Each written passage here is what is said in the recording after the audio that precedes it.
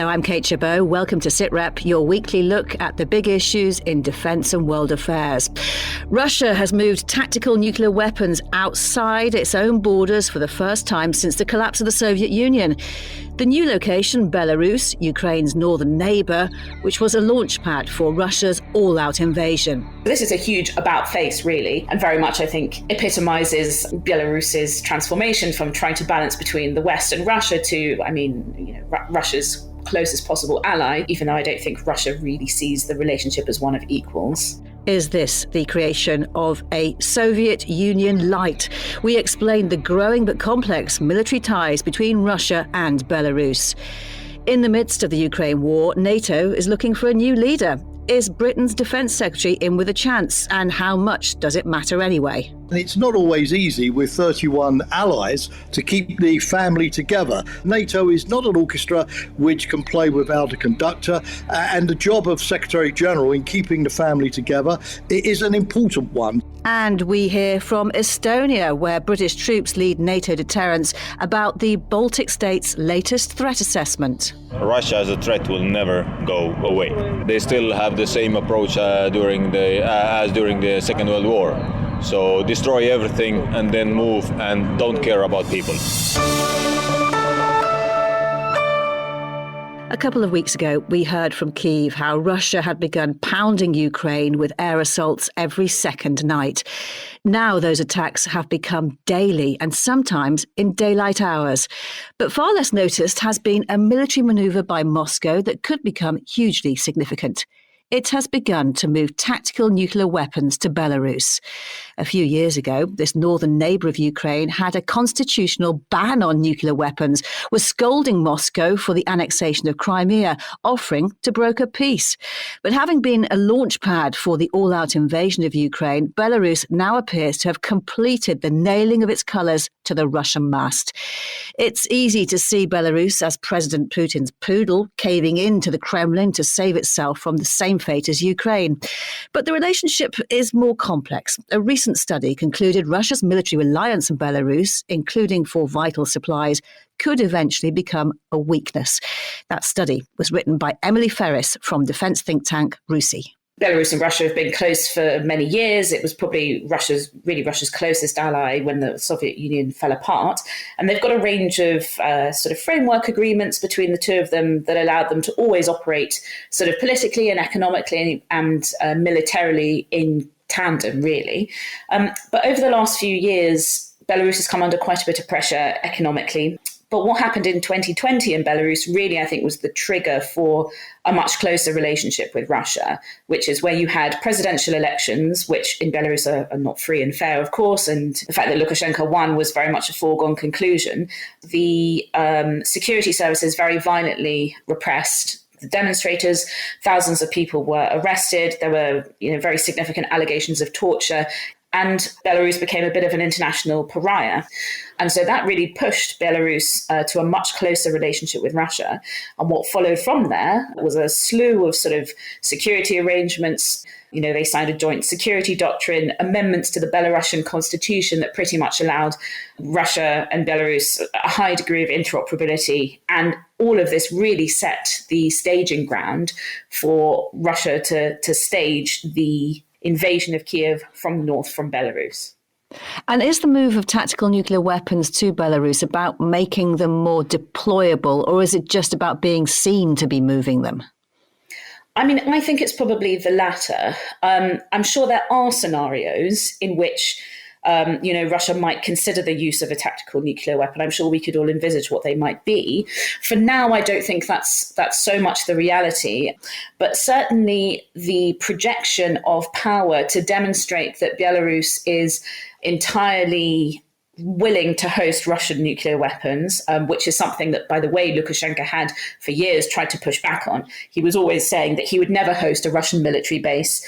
So this is a huge about-face, really, and very much, I think, epitomizes Belarus's transformation from trying to balance between the West and Russia to, Russia's closest possible ally, even though I don't think Russia really sees the relationship as one of equals.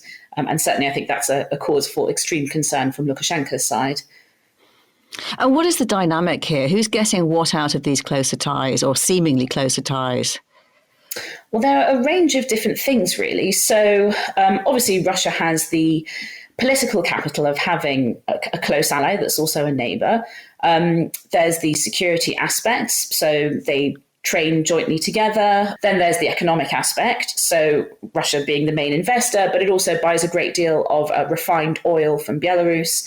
And then there's, I suppose, more symbolic things like the Union State, which is, in theory, it's a sort of framework agreement that Belarus and Russia signed in the 1990s.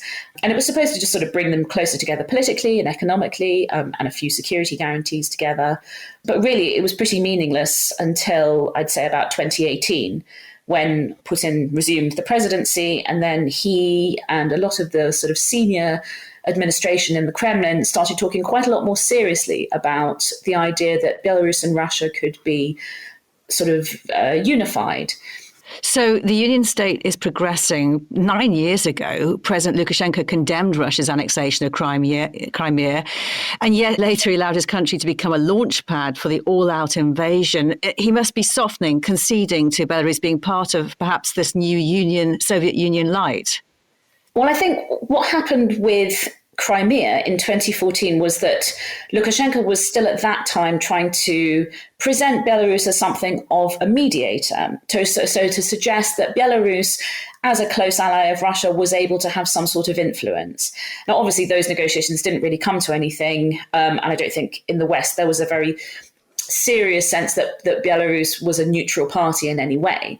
But like I said, I think that the domestic events in Belarus have pushed Lukashenko to, I suppose, in a rather unhappy way towards Russia. And it certainly seems to me that Lukashenko isn't entirely satisfied with the current relationship with Putin. To what extent is the fear of suffering the same kind of fate as Ukraine the actual thing that's been driving the acceptance of this union state concept in Belarus? Well, I think there is a concern that Russia has territorial designs on Belarus. And I think my response to that would be that Russia doesn't necessarily need to. So, I'm not really of the view that Russia sort of would favor a territorial incursion, of the kind of Crimea, when it has such a great degree of control and influence already. So the Union State goes a long way to try to sort of manifest that. But there sort of is no need for Russia to take over Belarus in that sense. And what is the public attitude to Russia in Belarus?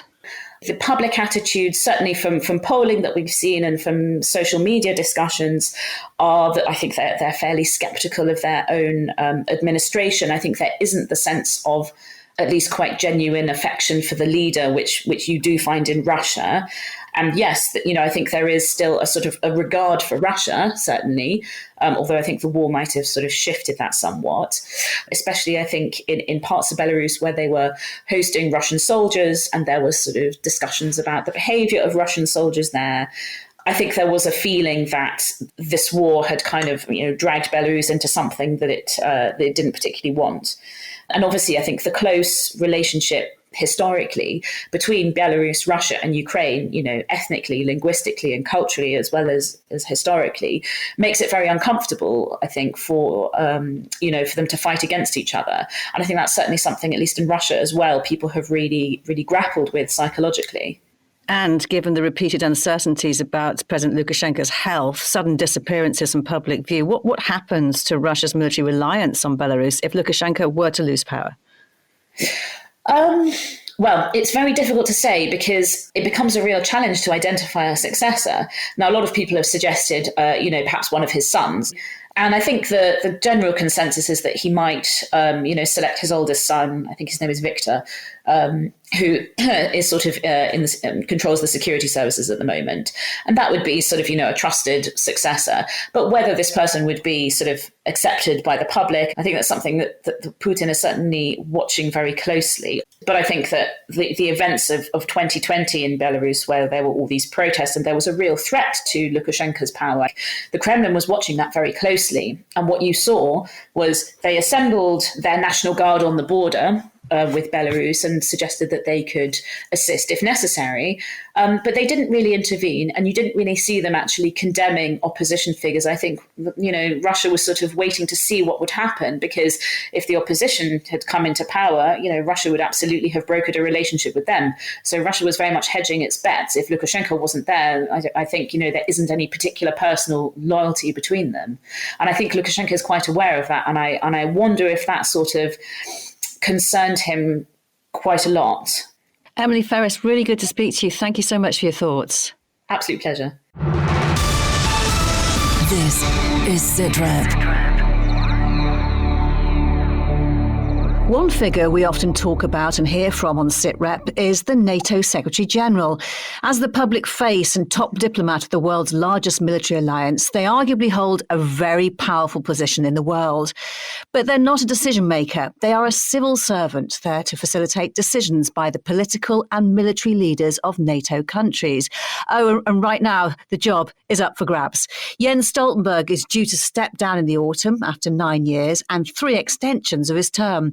The UK Defence Secretary Ben Wallace is just one of the heavily rumoured candidates. So what are his chances, and how much does it really matter who gets the job, and how is that actually decided? Well, if anyone can explain, it's Dr. Jamie Shea. He should be able to do it. He's a former Deputy Assistant Secretary General of NATO and was also spokesperson for 3 Secretary Generals. Great to speak to you today, Dr. Shea. How much does it matter who is NATO Secretary General? Well, good afternoon, Kate, and thank you very much for the invitation to appear. It matters a lot because it's not always easy with 31 allies to keep the family together. There can be internal tensions from time to time. You also have to make the call for allies to spend more on defence, and this message doesn't always go down well.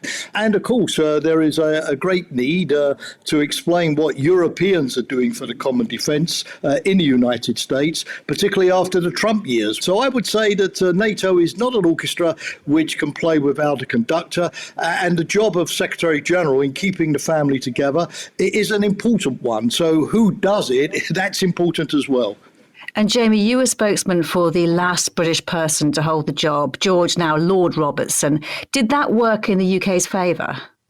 Well, I certainly think that after Brexit, NATO is an important organisation for the UK in sort of showing that, as is often said, it may not be in the EU any longer, but it's definitely in Europe, and it takes its obligations to defend its allies seriously. Yes, having some of the top jobs, like the Secretary General, and the UK has held that position 3 times, I think probably more than any other single country, does matter. But of course, if the UK is not successful in getting the Secretary General job, it can fall back on the fact that it, until recently, with Sir Stu Peach, had the chairmanship of the Military Committee of NATO, which is one of the top jobs, has traditionally the Deputy SACEUR job, and always has an Assistant Secretary General. So yes, nice to have the top plum job, but the UK is still strongly represented in NATO, even without that. And in terms of the top plum job, how is the Secretary General actually chosen? Well, it's rather like the election of the Pope in the Vatican, which means that it all takes place in... No, but seriously, it does take place in sort of great sort of secrecy. The Dean, i.e. the longest-serving member of the North Atlantic Council, has the job of inviting the ambassadors to have tea with him, usually on Wednesday afternoons every week, and to say, right, allies, so which candidates are you putting forward? His job then is to sort of canvass opinion, to see who's got the best chances. Once he gets a sort of a good position, who the sort of top 2 or 3 are, i.e. the ones most likely to achieve the consensus of all 31 member states, he has the difficult job of telling other delegations, look, sorry, but I don't think your candidate has got any chance, so best to withdraw. And so in this kind of very informal way, round after round, cup of tea after cup of tea, the field is narrowed down until it becomes pretty clear who can get that consensus. But there are certain prerequisites. Obviously, you need the okay of the big capitals. Washington is absolutely key, but also the UK, the French, obviously, the Germans, the Italians. Yes, consensus of all of the 31, but where the top sort of 4 or 5 countries have really come to an agreement, to be honest with you, it's not easy for the others to hold things up for very long. It all sounds a bit opaque and not necessarily very democratic for an organisation that's supposed to be a champion of democratic values. I wouldn't really say that. I mean, it doesn't mean that we have bad Secretary Generals. If you look at, 80% have been effective in their job. So I'm not sure that the procedure necessarily brings about bad choices. But you've got to remember that it's not easy for a Prime Minister, for example, to say while serving in office, look, I want to go to Brussels. I want to leave the country. I want to go off and work at NATO. So I understand the idea of transparency, but, you're looking for a very, very, very special person to do this kind of job. It's not an easy job. Sometimes quiet diplomacy is the best form of diplomacy, whether it suits an age of sort of transparency or not. So they want someone who's going to work best for the Allies. What are they actually looking for this time? And is it any different? No, not really. I mean, the one thing I would say, Kate, is that the last two incumbents have been prime ministers. Lots of these top international jobs are going to heads of state because they're the people who know how to run things. They're the people who have the Rolodex of connections around the world, who can phone up the White House and get through within 30 seconds, and that broad experience that you need. And now that NATO has had prime ministers in the job for the last two iterations, it's not going to be easy not to have another prime minister. Prime ministers are good at the three key things that a NATO Secretary General needs to do: super communicator, super diplomat, super manager. So, not a Prime Minister, but a Defence Secretary. Ben Wallace is rumoured to be putting his hat in the ring. What are his chances, do you think? The answer is I really don't know to the extent that I'm not a NATO ambassador and I'm not participating in these tea afternoons where obviously the credentials are being debated. But what I would say as a NATO observer is that he will have a strong chance, despite the point I made about Prime Ministers, because, as I said, the UK is a big contributor to NATO. That's recognised. The UK obviously has good relations with many allies, particularly in the Scandinavian countries and in Central and Eastern Europe. He's been a very, very strong leader on Ukraine, which I think the Central and Eastern Europeans in particular, plus the United States, will recognise. And he's somebody also who has managed to get a grip on the Ministry of Defence, not always an easy task, as we know, being a Defence Minister, and on the reform of the armed forces and strategic review. So if the job isn't going to go by default to a Prime Minister, then I'm sure that Ben Wallace will have a very, very, very strong chance. But I also have to say that there is also a sense, Kate, among the Central and Eastern Europeans that, look, we're the guys on the front line. Poland is now wants to spend 4% of GDP on defence. We've been in NATO for a while, so our time has come. And there are many, many people who think that it's time for a woman also to do the job because NATO has never had a Secretary General who is a woman, and there are plenty of very good female prime ministers on the European scene today. So it's an open field, at least at the moment. Now, Jamie, I mentioned at the start that Jens Stoltenberg has had his term extended 3 times already. In February, his spokesperson said he has no intention to seek another extension of his mandate, but that doesn't definitely rule out another extension. I just want to play you a bit from a conversation between Mr. Stoltenberg and the previous Secretary General, Anders Fogh Rasmussen, at the Copenhagen Democracy Summit a couple of weeks ago. If allies ask you to stay on, are you ready to continue and celebrate the 75th anniversary summit in DC next year? Well, I have made it clear that I have no other plans than to leave this fall. I've already been almost twice as long as originally planned, and that's what I have to say about that.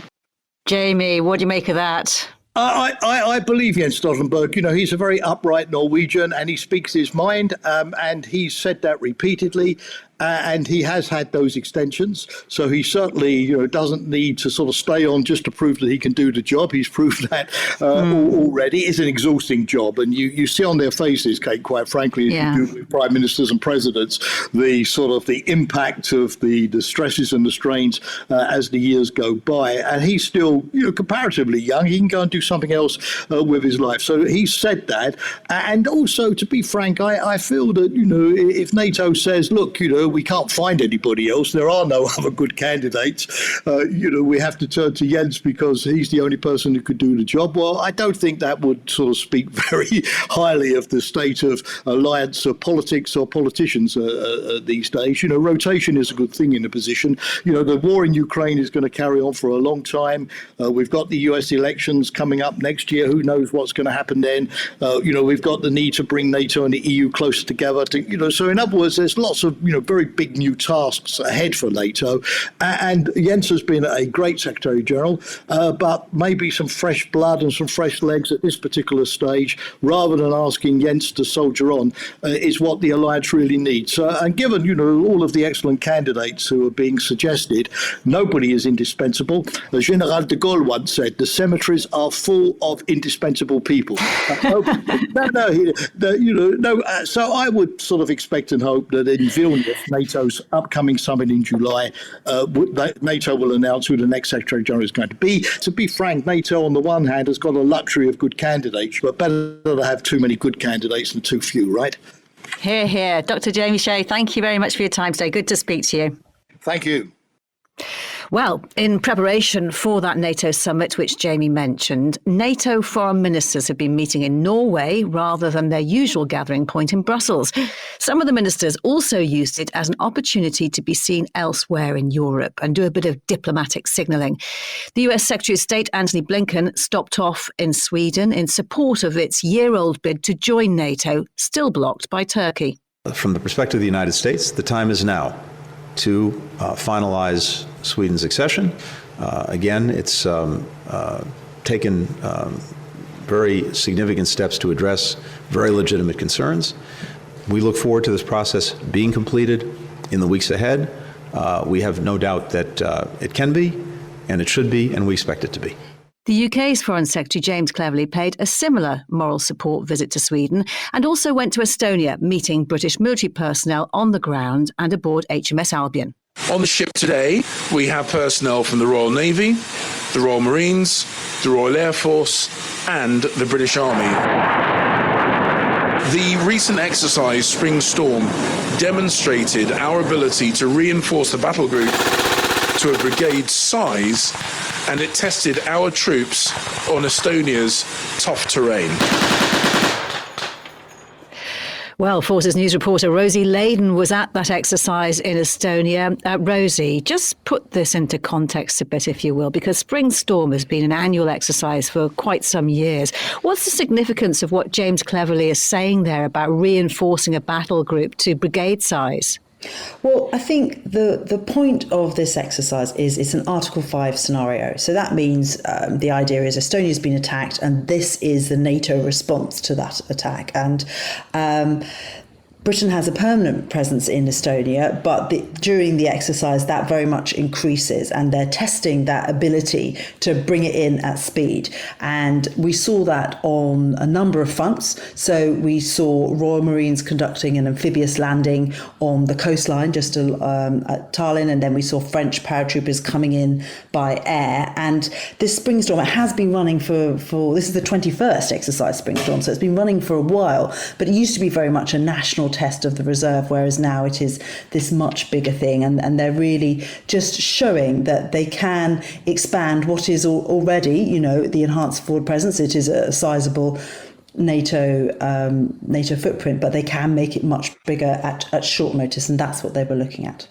Of course, Britain doubled its troop numbers in Estonia within days of the invasion of Ukraine. That was only a temporary surge. So what's the scale of Britain's presence now? Is it effectively what it was back in 2021?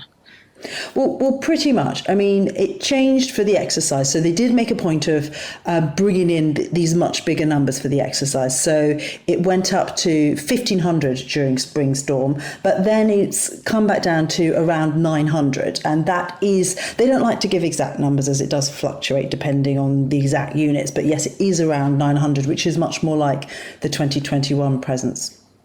And the invasion of Ukraine raised all sorts of concerns in Eastern Europe at the time, with more than a year since the initial shock. What's the feeling in Estonia about the level of risk it faces right now?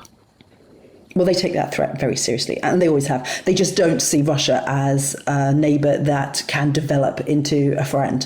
And they remember that threat. They were, of course, occupied by the Soviet Union post-World War II for around 50 years. So it's real for them. And when they saw, when they still see the invasion of Ukraine, they see it on a very personal level, and they relate some of the alleged war crimes and things that have been taking place in Ukraine very, very much to their own past. And they do see themselves as still facing that threat. And they shared an intelligence report from their Foreign Intelligence Service. And they in that, the assessment is that no, there's not going to be an attack on Estonia in 2023 because all Russia's assets, troops, equipment are focused on Ukraine. And in fact, arguably, there are less people along that Estonian-Russian border than previously. But they do, their own report assesses that Moscow believes the Baltic region to be NATO's vulnerable point. So they see that if there is going to be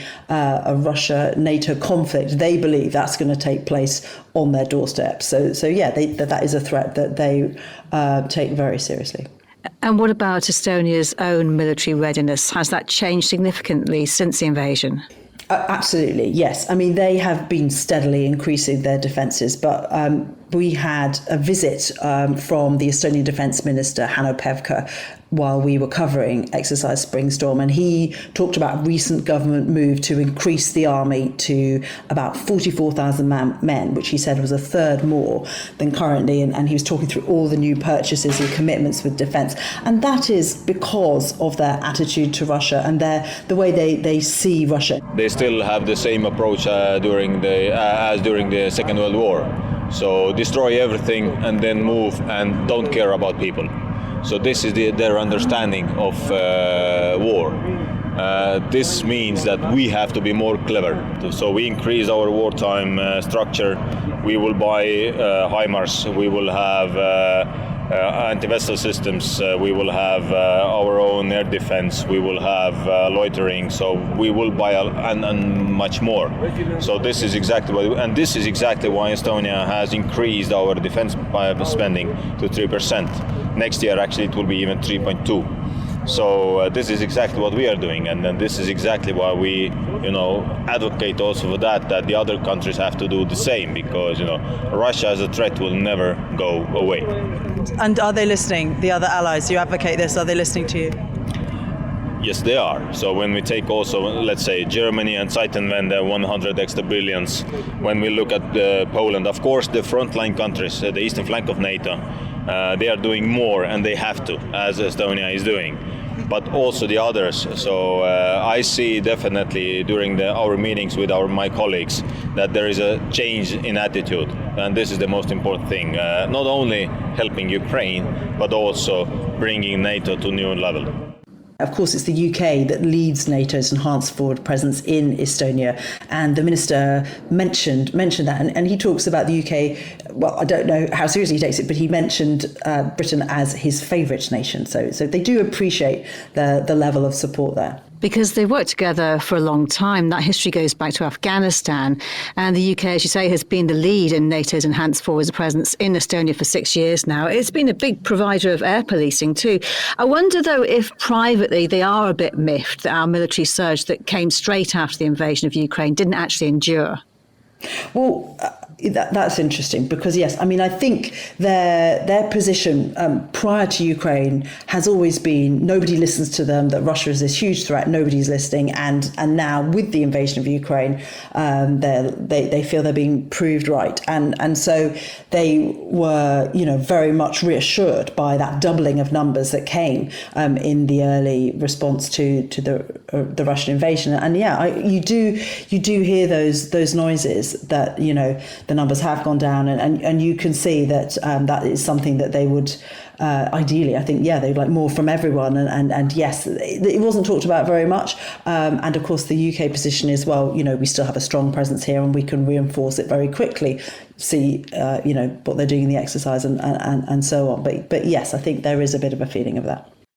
Rosie Laydon, thank you. And that's it for this week. My thanks to all of our guests. Professor Michael Clark will be back with me for another Sitrep next Thursday. In the meantime, don't forget you can listen to us wherever you want, wherever you get your podcasts. Follow or subscribe, and you will never miss an episode. For now, though, from me, Kate Chabot, thank you for listening, and bye-bye.